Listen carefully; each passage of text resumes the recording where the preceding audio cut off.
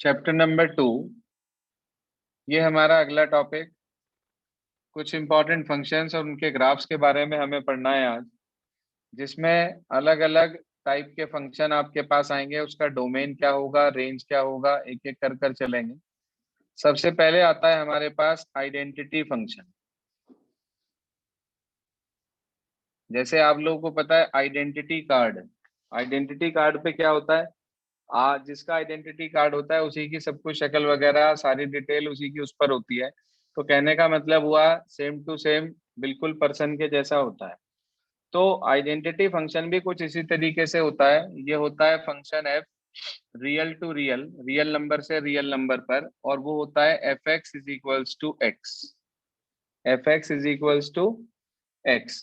इसमें आप जो भी वैल्यू एक्स की रखोगे वही सेम टू सेम आपको एफ एक्स की वैल्यू मिलती चली जाएगी।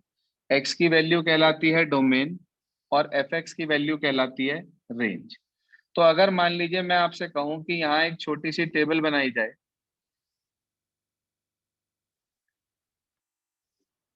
ये एक्स और ये एफ एक्स, कुछ वैल्यूज निकाल लें जैसे आप क्लास 10th और 9th में ग्राफ बनाया करते थे। बिल्कुल इसी तरीके से अगर मैं यहाँ पर कुछ वैल्यूज फाइंड आउट कर लूँ एक्स एफ एक्स की, तो अपनी तरफ से आप एक्स की कोई भी वैल्यू रख दीजिए। मान लीजिए आपने -1 रख दिया, तो एफ एक्स की क्या वैल्यू मिलेगी अगर मैं एक्स को -1 रखूँ तो? -1 -1 ही मिलेगी। -2 पे -2 मिलेगी, 0 पे 0 मिलेगी, 1 पर 1 मिलेगी, 2 पर 2 मिलेगी, 3 पर 3 मिलेगी। तो जो भी मैं पुट करूंगा, चाहे वो डेसिमल में हो, माइनस में हो, फ्रैक्शन में हो, या जो भी हो, क्योंकि रियल टू रियल का मतलब है कोई भी रियल नंबर हो सकता है हमारे पास। तो अगर मैं आपसे कहूं कि मुझे इसका ग्राफ बनाना है,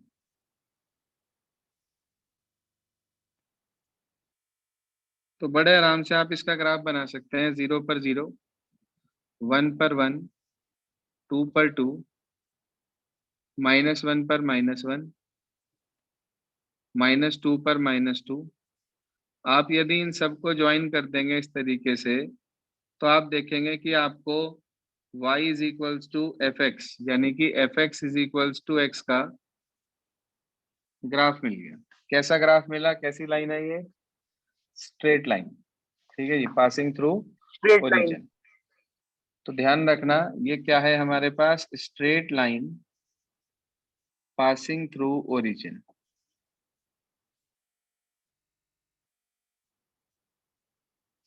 straight line passing through origin. अगर मैं आपसे पूछूं कि भाई मुझे इसका डोमेन और रेंज बता दो, तो आप में से कोई बता सकता है कि इसका डोमेन क्या होगा और इसकी रेंज क्या होगी?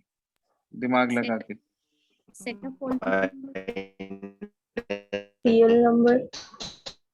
देखो, आपने पढ़ा है फंक्शन के अंदर। 2 0 1 2 3 डोमेन रेंज। कार्तिक बिल्कुल गलत है, चुप हो जाओ। डोमेन ये नहीं है कि जो मैंने वैल्यूज ली सिर्फ वो है। आपको मैंने पढ़ाया था फंक्शन के अंदर जो पहला सेट होता है वो डोमेन में आता है, यानी कि R. You can take any real number and that real number behaves like domain. तो इसका मतलब डोमेन जो हो गया फंक्शन का वो आर हो गया हमारे पास। और क्योंकि जब डोमेन आर है तो आप जो रखोगे वही का वही मिलेगा आइडेंटिटी फंक्शन में। तो इसका मतलब 101% इसकी रेंज भी कितनी होगी, आर।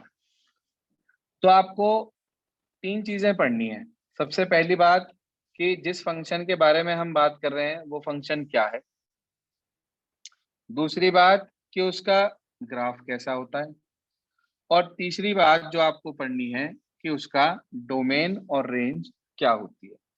ये तीन चीजें आपको हर फंक्शन के बारे में पढ़नी है, जिससे कि आपको सारी बातें ये क्लियर होती चली जाए। पहला फंक्शन सबको क्लियर हो गया, आइडेंटिटी फंक्शन। यस। देखो, दूसरी कैटेगरी जो आती है हमारे पास इसके अंदर वो है सेकंड नंबर पे कांस्टेंट फंक्शन।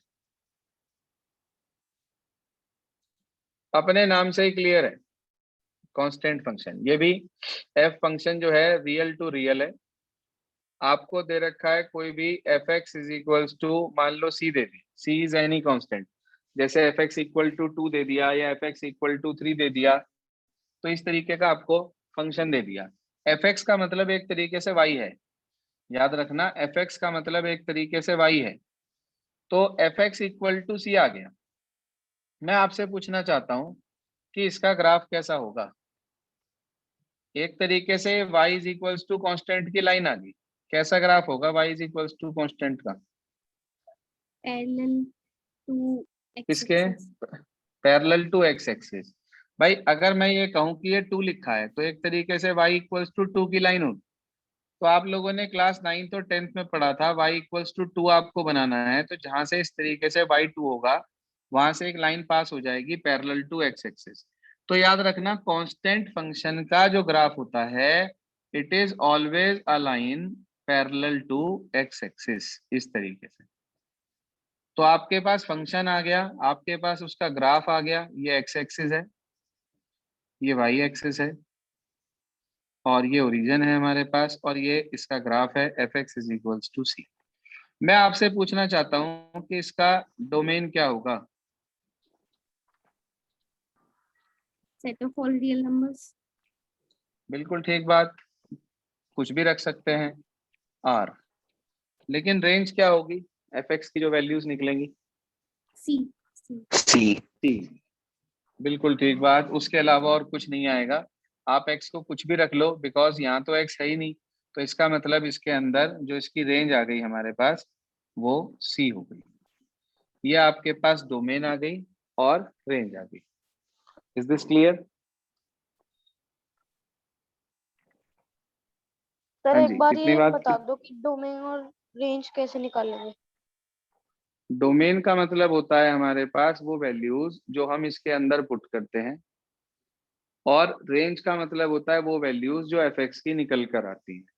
अब एक बात सोचो कि ये एफ आर टू आर है, इसका मतलब होता है आर टू आर का कि वो वैल्यूज जो कि इसके अंदर रखी जाएंगी वो यहाँ से ली जाती है। फंक्शन क्या होता है हमारे पास? वो रिलेशन जिसके अंदर पहले सेट के हर एलिमेंट की कोई ना कोई इमेज दूसरे सेट में होती है। अब अगर पहले सेट के हर एलिमेंट की कोई ना कोई इमेज होती है तो इसका मतलब जो भी पहला सेट होता है वो पूरा का पूरा डोमेन में आता है। कभी भी फंक्शन के केस में कुछ सोचने की जरूरत नहीं है, domain always first set. Range के लिए आपको सोचना पड़ सकता है। यहां तक कोई परेशानी? No sir. सर। ये आपके पास आया दूसरा जो हमने अभी अभी पढ़ा, वो था कांस्टेंट फंक्शन। अगला हमारे पास आ जाता है पॉलिनोमियल फंक्शन। वो क्या होता है पॉलिनोमियल फंक्शन? पॉलिनोमियल में कैसा भी आ सकता है, लीनियर भी, क्वाड्रेटिक भी, क्यूबिक भी, किसी भी तरह का फंक्शन आ सकता है। अगर लीनियर फंक्शन हमारे पास होता है तो उसका ग्राफ हमेशा एक स्ट्रेट लाइन होती है। क्वाड्रेटिक पॉलिनोमियल होता है तो उसका ग्राफ हमेशा पैराबोला होता है। लास्ट ईयर पढ़ा था आप लोगों ने, एक्टिविटी हुआ करती थी क्लास 10th में।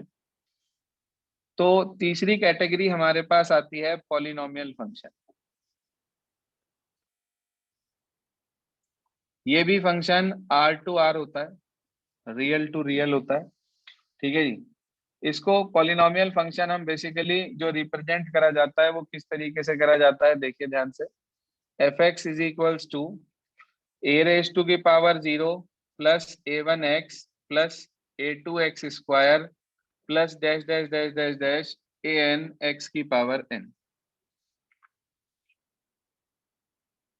तो हमारे पास जो पॉलिनोमियल फंक्शन आता है उसके अंदर जनरल पॉलिनोमियल फंक्शन इस कैटेगरी का होता है, a zero a one x a two x square plus dash dash dash a n x की पावर एन, जहां पर कि हमारे पास ये जो एन है वो एक नॉन नेगेटिव इंटीजर्स होता है, और ये जो नंबर्स हैं a zero a one a two ये सब रियल नंबर्स होते हैं। ठीक है भाई, अगर मान लीजिए a zero a one a two exist कर रहे हैं सिर्फ, बाकी सब खत्म हो गए, तो इसका मतलब ये क्वाड्रेटिक हो गया। बाकी अगर A2 और उससे आगे के जीरो हैं सब, ये दोनों एग्जिस्ट कर रहे हैं सिर्फ, तो इसका मतलब ये लीनियर हो गया हमारे पास। तो कहने का मतलब ये हुआ कि कोई भी पॉलिनोमियल फंक्शन इस तरीके से रिप्रेजेंट करा जाता है। जैसे मान लो मैंने आपके सामने एक पॉलिनोमियल फंक्शन ले लिया f x is equals to x square. क्या ले लिया मैंने पॉलिनोमियल फंक्शन आपके पास? F x equal to x square ले लिया। ठीक है भाई। और मैंने आपसे कहा कि मुझे इसका ग्राफ बनाना है, तो ये फंक्शन हमारे पास आ गया और मैं इसका ग्राफ बनाना चाहता हूँ। कोई बात नहीं, कोई भी पॉलिनोमियल फंक्शन है उसका ग्राफ जब भी आप बनाएंगे तो इस तरीके से पॉइंट निकाल कर ही बनाएंगे, यहाँ x की वैल्यू, यहाँ fx की वैल्यू। आप बताइए, अगर मैं यहाँ -1 लूं तो क्या आएगा? -1 का स्क्वायर 1 1। अच्छा 1 लूं तो क्या आएगा? 1 1। 1 0 लूं तो क्या आएगा? 0 0 0। 2 ले लूं तो क्या आएगा? 4 4 4। -2 ले लूं तो 4 4। आप देखो, अब मैं आपके सामने एक क्वाड्रेटिक पॉलिनोमियल का जो है ग्राफ बना रहा हूं। देखिए ध्यान से भाई, 0 पे तो 0 ये पॉइंट आ गया, 1 पर 1 ये पॉइंट आ गया, -1 पर भी 1 ये वाला पॉइंट आ गया, अगला है 2 पर 4 यहाँ आ गया ऊपर, -2 पर 4 यहाँ आ गया ऊपर। आपने इन सारे पॉइंट्स को मिलाया, जी हाँ, क्या शेप आ गई? पैराबोला। Yes sir. तो पैराबोला की शेप आ गई हमारे पास। तो कहने का मतलब ये हुआ कि जो क्वाड्रेटिक पॉलिनोमियल है उसका ग्राफ एक पैराबोला की शेप में होता है। अगर यही लीनियर फंक्शन होता तो स्ट्रेट लाइन हो जाती, क्यूबिक होता तो दूसरी तरीके से ग्राफ हो जाता। कहने का मतलब ये है कि आप पॉलिनोमियल फंक्शन का ग्राफ दिए हुए फंक्शन के रिस्पेक्ट में फाइंड आउट कर सकते हैं। अच्छा, अगर मैं आपसे पूछूं इसकी डोमेन, और R भाई डोमेन तो कन्फर्म आर है, डोमेन कन्फर्म आर है। रेंज के बारे में बता सकता है कोई बच्चा x मुझे? Square x x square square? नहीं जी, नहीं जी। रेंज जो आपके पास इसकी निकल कर आएगी, आप ध्यान दीजिए, आप इसमें कोई भी वैल्यू रख के देख लो, आपको और हमेशा जो भी नंबर मिलेगा वो 0 से लेकर इन्फिनिटी तक की वैल्यूज मिलेंगी। जिसमें 0 मिलेगा, इन्फिनिटी पे हमेशा ओपन ब्रैकेट आता है, याद रखना। ये दो तरह के ब्रैकेट होते हैं जो कि पिछले चैप्टर में सिखाए गए थे, क्लोज्ड ब्रैकेट और ओपन ब्रैकेट। क्लोज्ड ब्रैकेट का मतलब होता है बाउंड्री वैल्यूज इंक्लूडेड, और ओपन ब्रैकेट का मतलब होता है बाउंड्री वैल्यूज एक्सक्लूडेड, इन्हें छोड़कर। तो इसका मतलब हुआ कि 0 से लेकर इन्फिनिटी तक कुछ भी आ सकता है हमारे पास। तो 0 से इन्फिनिटी तक आप कोई भी वैल्यू इसके अंदर आपको मिल जाएगी। आप कहो सर कैसे मिल जाएगी? अरे भाई, अगर आप इसके अंदर x की जगह पर 1.1 रख दोगे तो आपको उसका स्क्वायर डेसिमल में मिल जाएगा। लेकिन नेगेटिव तो कभी नहीं मिल सकता, या नेगेटिव भी मिल सकता है? सर नहीं मिल सकता। क्योंकि आप ध्यान रखना, जो होल स्क्वायर फंक्शन हमेशा होता है वो होल स्क्वायर या तो 0 होता है या हमेशा 0 से बड़ा होता है। तो x square always greater than equal to 0। X square किसकी वैल्यू है? एफ एक्स की। तो इसका मतलब एफ एक्स हमारा ग्रेटर देन इक्वल टू 0 आ गया। जो एफ एक्स है वो ग्रेटर देन इक्वल टू किससे आ गया? 0 से। तो हम ये कह सकते हैं कि एफ एक्स का मतलब है रेंज। तो हम कह सकते हैं रेंज हमारी 0 या 0 से बड़ी। 0 से बड़ी कहां तक? इन्फिनिटी तक। तो इसका मतलब रेंज हो गई कहां से कहां तक? 0 से इन्फिनिटी तक। भाई आपको ये कहा गया ना कि देखो ध्यान से, ये मान लीजिए 0 है तो वो कह रहा है एफ एक्स की वैल्यू 0 आएगी या 0 से बड़ी कुछ भी आ सकती है। तो 0 से बड़ी कुछ भी आ सकती है तो नंबर लाइन कहां तक जाती है? इन्फिनिटी तक। तो हम ये कह सकते हैं कि हमारे पास जो वैल्यू मिलेगी, रेंज जो आएगी, वो 0 से लेकर कहां तक जाएगी? इन्फिनिटी तक जाएगी। इन्फिनिटी। ठीक है जी, ये कहलाती है इस केस में रेंज। बात क्लियर हुई? कुछ थोड़ी बहुत समझ में आई नहीं आई? आपकी बुक में एक्स क्यूब का ग्राफ भी बना के दिखा रखा है, आप देखना चाहें तो वहां देख सकते हैं। आपकी बुक में पेज नंबर 40 पर f x equals to x cube लेकर एक्स क्यूब का ग्राफ भी बना रखा है डिफरेंट वैल्यूज पुट कर। तो आप देखें वो फर्स्ट और थर्ड क्वाड्रेंट से होकर जा रहा है, क्योंकि किसी भी पॉजिटिव नंबर का क्यूब पॉजिटिव होता है और किसी भी नेगेटिव नंबर का क्यूब नेगेटिव होता है, और 0 पे 0। तो इसलिए वो ग्राफ जो जाएगा वो फर्स्ट क्वाड्रेंट से, 0 से और थर्ड क्वाड्रेंट से होता हुआ जाएगा। देख सकते हैं आप पेज नंबर 40 पे आपको क्लियरली विजिबल होगा। बोलिए सर, इतनी बात कुछ समझ में आई?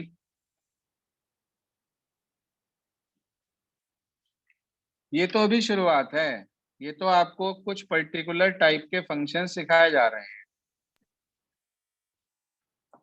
बोलिए जी, यहां तक ओके है सबको?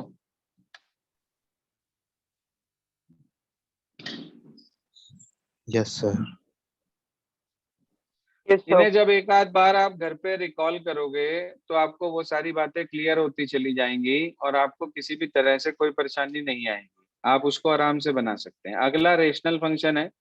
रेशनल फंक्शन नहीं बता रहा हूं मैं आपको, बस रेशनल फंक्शन में एक चीज का ध्यान रखा जाता है कि उसके अंदर कोई भी ऐसी वैल्यू नहीं रखी जाती कि जहां पर हमारा डिनोमिनेटर 0 हो जाए। क्या कहा मैंने आपसे? देखो ध्यान से, वैसे रेशनल फंक्शन होता क्या है शॉर्ट में बता देता हूं एक बार। मान लीजिए मैंने आपके सामने लिखा रेशनल फंक्शन। रेशनल फंक्शन क्या है? F x is equals to g x upon h x, यानी कि ऊपर भी कोई फंक्शन नीचे भी कोई फंक्शन। जैसे कि मान लो मैंने आपके सामने ले लिया f x equals to 1 upon x. अब इस केस में ये फंक्शन कहाँ से कहाँ पर है? ये है r माइनस 0 से लेकर r पर। क्या कहा मैंने? r माइनस 0 का क्या मतलब है? ये इसका क्या मतलब है कि डोमेन में सब कुछ रख सकते हो आप, लेकिन 0 को आपको एक्सक्लूड करना है। अगर किसी एक पर्टिकुलर वैल्यू को एक्सक्लूड करना होता है तो हम उसको इस तरीके से करली ब्रैकेट में लिखते हैं। तो r में से 0 छोड़कर यहाँ सब कुछ रखा जा सकता है। जैसे मान लो मैं आपके सामने एक और फंक्शन लिखूं कि भाई f x is equals to 2 upon x minus 1। आप मुझे बता सकते हो ऐसा इसमें क्या रख दूं कि नीचे वाला 0 हो जाए? 1 1। तो वो वैल्यू आप इसमें रख नहीं सकते, यानी कि वो इसके डोमेन में नहीं आने का, क्योंकि अगर नीचे वाला 0 हो गया तो ये नॉट डिफाइंड हो जाएगा फंक्शन। तो इसका मतलब जो इसका डोमेन है वो है r-1 से लेकर r तक। हाँ जी, r-1 से लेकर कहां पर? r पर। अब कहने का मतलब ये हुआ, ये r-1 क्या है कि आप सारी रियल वैल्यूज इस फंक्शन में रख सकते हो, लेकिन क्या नहीं रख सकते? 1। क्यों नहीं रख सकते 1? क्योंकि नीचे फिर 0 हो जाएगा। 0 जाएगा। हाँ, क्योंकि डिनोमिनेटर 0 हो जाएगा और डिनोमिनेटर 0 होते ही ये नॉट डिफाइंड पे चला जाएगा। इसलिए इस केस में हम ये कह सकते हैं कि यहाँ पर हमारे पास जो डोमेन है वो r-1 है। अब इसके बाद जो भी फंक्शन वो आपको देगा उसकी डिफरेंट वैल्यूज टेबल बनाकर आप उसका ग्राफ प्लॉट कर देंगे। ठीक है जी, जैसे 1 अपॉन एक्स का ग्राफ आपको बुक में प्लॉट करके दिखा रखा है, डिफरेंट वैल्यूज आपकी ले रखी है उसमें एक्स की, और उसमें 1 अपॉन एक्स की वैल्यूज निकालकर पुट करके ग्राफ बना रखा है। देखो ये ग्राफ्स कभी भी एग्जाम में बनाने के लिए नहीं आते। ठीक है जी, कौन से वाले? रैशनल और पॉलिनोमियल वाले। एग्जाम में आज तक जब भी कभी कोई भी ग्राफ बनाने के लिए आया या फंक्शन डिफाइन करने के लिए आया या उसकी डोमेन रेंज लिखने के लिए आई, तो वो आपके पास लास्ट के 3 फंक्शन है जो मैं आपको अब बताने जा रहा हूँ। एक तो मॉडुलस फंक्शन, दूसरा सिग्नम फंक्शन और तीसरा ग्रेटेस्ट इंटीजर फंक्शन। ठीक है जी, हो सकता है एक आधे का नाम आपने पहले सुना हो मॉडुलस वॉडुलस का। तो 3 प्रकार के फंक्शन आपको अब पढ़ने हैं। नंबर 1 मॉडुलस, नंबर 2 सिग्नम और नंबर 3 ग्रेटेस्ट इंटीजर फंक्शन। ये जो 3 फंक्शंस हैं तीनों मोस्ट इंपॉर्टेंट फंक्शन है। ठीक है जी, तीनों ही फंक्शन हमारे पास कैसे हैं? ये मोस्ट इंपॉर्टेंट फंक्शन है। ग्राफ कैसे बनता है वो भी सीखेंगे आप, इसका डोमेन और रेंज क्या होता है वो भी सीखेंगे आप। जी हाँ, तो आपके पास सबसे पहले आ जाता है इसमें मॉडुलस फंक्शन। हेडिंग डाल लें कॉपी में आप, मॉडुलस फंक्शन। थोड़ा सा डिफिकल्ट है ये काम। अब तक आपने जितना पढ़ा उसमें तो आपको सारा वर्क बहुत इजी लगा होगा कि हाँ भाई कुछ था ही नहीं, मस्ती में हो गया सारा काम। सिर्फ ये जो एक टॉपिक हमारे पास है, इट इज क्वाइट डिफिकल्ट। और ये एक ऐसा टॉपिक है जो हर साल स्टूडेंट्स हर बार एग्जाम से पहले समझते ही समझते हैं। मतलब अगर 4 बार एग्जाम होंगे साल में, तो चारों बार ये टॉपिक दोबारा से समझाया जाता है बिफोर एग्जाम। तो इसलिए बहुत ज्यादा टेंशन लेने की जरूरत नहीं है, चुपचाप तसल्ली से समझने की कोशिश करें। कहीं अगर कोई बात समझ में नहीं आ रही है तो उसको पूछ सकते हैं। जी हाँ, अगला आता है हमारे पास, क्या बताया मैंने आपको, मॉडुलस फंक्शन।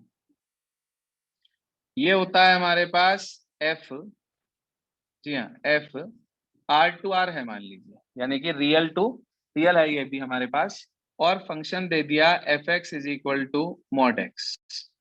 सुना है कभी ये सिंबल, देखा है आपने इस तरीके से? Yes sir. हाँ जी। क्या होता है इसका मतलब, अगर मान लो मैं एफ ऑफ -1 निकालूं या एफ ऑफ 1 निकालूं, तो क्या वैल्यू आएगी इसकी? 1 सर 1 इसकी 1 आएगी, और इसकी 1 इसकी भी 1 आएगी। तो इसका मतलब हुआ कि ये वाला जो सिंबल होता है, ये वाला जो फंक्शन हमारे पास होता है, वो सिर्फ और सिर्फ पॉजिटिव वैल्यू देता है। अगर मान लीजिए मैं 0 रख दूं तो मुझे 0 मिल जाएगा। अगर मैं इसके अंदर 2.1 रख दूं तो मुझे 2.1 मिल जाएगा। अगर मैं इसके अंदर माइनस के 2.1 रख दूं तो भी मुझे सिर्फ क्या मिलेगा, 2.1 ही मिलेगा। तो आपने एक बात नोटिस करी कि आपको इससे मिलने वाली वैल्यू हमेशा 0 या 0 से बड़ी होंगी, कभी भी 0 से छोटी नहीं हो सकती। तो क्या आप मुझे इसका डोमेन और रेंज बता सकते हो, इस फंक्शन का डोमेन और रेंज? सर डोमेन तो आर हो जाएगा और रेंज 0 to infinity। बिल्कुल ठीक बात, 0 to infinity। क्यों? क्योंकि मॉड एक्स हमेशा ग्रेटर देन इक्वल टू 0 होता है। ध्यान से सुन लो, मॉड एक्स हमेशा, मॉड के अंदर जो भी होगा वो हमेशा ग्रेटर देन इक्वल टू 0 होगा। मॉड किसकी वैल्यू है, मॉड एक्स एफ एक्स की। तो मतलब हमारा एफ एक्स 0 या 0 से बड़ा आ गया, और f x will decide range. तो इसका मतलब एफ एक्स की वैल्यू या तो 0 है या 0 से बड़ी है। 0 से बड़ी कहाँ तक? इन्फिनिटी तक। तो इसलिए जो रेंज आई हमारे पास वो 0 से लेकर कहाँ तक आई, इन्फिनिटी तक आई। ये पॉइंट समझ में आ गया? Yes, sir. अभी ग्राफ नहीं बताया मैंने आपको, इसका ग्राफ की बात नहीं करी अभी, अभी तो सिंपल बात करी है कि ये हमारे पास मॉडुलस फंक्शन का डोमेन रेंज इस तरीके से निकल जाता है। अब मान लीजिए ये तो एक सिंपल था, f x is equal to mod x था। ग्राफ अभी सिखाऊंगा कैसे बनाते हैं इसका। मान लीजिए मैंने आपके सामने एक और फंक्शन ले लिया मॉडुलस का ही, f x is equal f R to R, जो कि रियल टू रियल है, और f x is equal to मेरे पास लिखा है मॉड ऑफ एक्स प्लस 1। अब आप मुझे डोमेन और रेंज बता सकते हो उसकी, सोच के, बुद्धि लगा के। वो तो मैं सिखाऊंगा ही क्या चीज कैसे आएगी। डोमेन और रेंज बता सकते हो आप इसकी? Sir, डोमेन बताओ। अच्छा, sir domain R domain, R domain तो आर है, कंफर्म है, बिल्कुल ठीक बात। और रेंज बताओ। Range natural number 1 to natural number 1 to infinity. क्यों 0 नहीं आ सकता? अगर मैं यहाँ -1 रख दूं, अगर मैं एक्स को, भाई डोमेन तो आर है, आर मतलब एनी रियल नंबर, तो क्या मैं -1 नहीं रख सकता क्या इसमें? Yes sir. तो -1 रखने से तो ये 0 हो जाएगा। अरे भाई तुम्हें अभी समझाया, कोई भी मॉड्यूलस हो वो हमेशा ग्रेटर देन इक्वल टू 0 होता है। कोई भी मॉड्यूलस, उसके अंदर कुछ भी लिखा हो, that modulus is always greater than equal to 0। अब एफ एक्स ही तो मॉड एक्स प्लस 1 की वैल्यू है, तो हमारा f x greater than equal to 0 आ गया। एफ एक्स का मतलब रेंज ही तो होती है, तो इसका मतलब रेंज अब की बार भी 0 से कहाँ तक होगी, इन्फिनिटी तक। नहीं समझ में आई क्या बात? आगे। सर अच्छा, आगे। अगर मैं एक और फंक्शन लिखूं आपके सामने 1 मिनट के लिए, मान लो मैंने एक और फंक्शन लिखा f x is equal to mod x minus 1 और मैंने एक +1 लगा दिया इसके पड़ोस में, ठीक है। F x equal to mod x minus 1 +1, f वही है R to R, real to real. आप मुझे बता सकते हो डोमेन कितना होगा इसका? Domain R already R domain तो कंफर्म है R होगा। आप मुझे इसकी रेंज बता सकते हो? रेंज का मतलब 0 fx की से वैल्यू। infinity। 1 to infinity. बुद्धि 1 to लगा लिया infinity। करो। 1 टू इन्फिनिटी कैसे? 1 टू इन्फिनिटी देखो, आपने पढ़ा मॉड फंक्शन के बारे में, मॉड x हमेशा ग्रेटर देन इक्वल टू 0 होता है, ये तो सबको पता है, इतनी बात अभी भी बताई थी। मैंने देखा मॉड के साथ साथ इसमें 1 और ऐड है, तो मैंने दोनों तरफ 1 ऐड कर दिया, यानी कि mod x minus 1 +1 greater than equal to 0 +1। अच्छा, ये क्या बन गया? ये क्या बन गया? fx fx. fx। तो fx की value greater than equal to 1 आ गई, 1 या 1 से ज्यादा, कहां तक? इन्फिनिटी तक। इसका मतलब 1 से इन्फिनिटी हमारे पास इसकी रेंज होगी। अब भी समझ में नहीं आया क्या? सर आ गया। मॉडुलस फंक्शन जो होता है ना, सिर्फ मॉडुलस फंक्शन की अगर मैं बात करूं तो जो मॉडुलस फंक्शन है वो हमेशा 0 या 0 से बड़ा होता है। ये बात अपनी बुद्धि में हमेशा के लिए बिठा दो। उसके साथ जो भी प्लस माइनस है उसके अकॉर्डिंग आपको उसकी रेंज और डोमेन कैलकुलेट करना होगा। डोमेन तो हमेशा इस केस में आर ही रहना है, क्योंकि किसी भी जगह पर देखो डोमेन में कौन सी वैल्यू नहीं लेंगे जहां पे फंक्शन इन्फिनिटी हो जाए या रियल ना बचे। कौन सी वैल्यूज हम डोमेन में नहीं लेते हैं जहां पे फंक्शन या तो इन्फिनिटी हो जाए, जैसे अभी था पीछे रेशनल वाला 1/x, उसमें x को 0 रखते ही वो नॉट डिफाइंड दे रहा था, तो मैंने आपको बताया था ना कि वो वैल्यू आप छोड़ दो क्योंकि वहां पर वो नॉट डिफाइंड हो रहा है। तो उस वैल्यू को आप डोमेन में इंक्लूड नहीं करते हैं जिसपे फंक्शन नॉट डिफाइंड दे दे या फंक्शन रियल ना रहे। लास्ट ईयर पढ़ा था ना आपने, नो रियल रूट्स, याद है? Yes, sir. जब आपको पता होता था डिस्क्रिमिनेंट माइनस में आ गया, यानी कि √b² - 4ac, यानी कि √d की वैल्यू नेगेटिव हो गई, तो रूट के अंदर अगर नेगेटिव आता है तो वो रियल नहीं होता। ये बात बताई गई थी आपको। Yes sir. Yes, sir. तो अब आपके सामने मॉडुलस फंक्शन के बारे में आया, इसमें ये कहीं भी ना तो नॉट डिफाइंड हो रहा है ना कोई भी वैल्यू ऐसी है जिसमें ये नॉट रियल हो जाए, तो इसलिए इसके केस में हमेशा डोमेन तो आर ही रहेगा। बात क्लियर हो गई यहां तक सभी को? Yes, sir. आज जो मैंने आपको 5 तरह के फंक्शन बताए हैं, आप इन्हें एक बार पढ़कर इनको बनाकर देखिएगा ग्राफ। मॉडुलस फंक्शन हम एक बार कल दोबारा से कंटिन्यू करेंगे और इसका ग्राफ कल बनाना सीखेंगे, साथ साथ सिग्नम और ग्रेटेस्ट इंटीजर फंक्शन भी सीखेंगे। ठीक है जी, आज के लिए सिर्फ इतना ही रखते हैं ताकि बहुत ज्यादा खिचड़ी ना पके।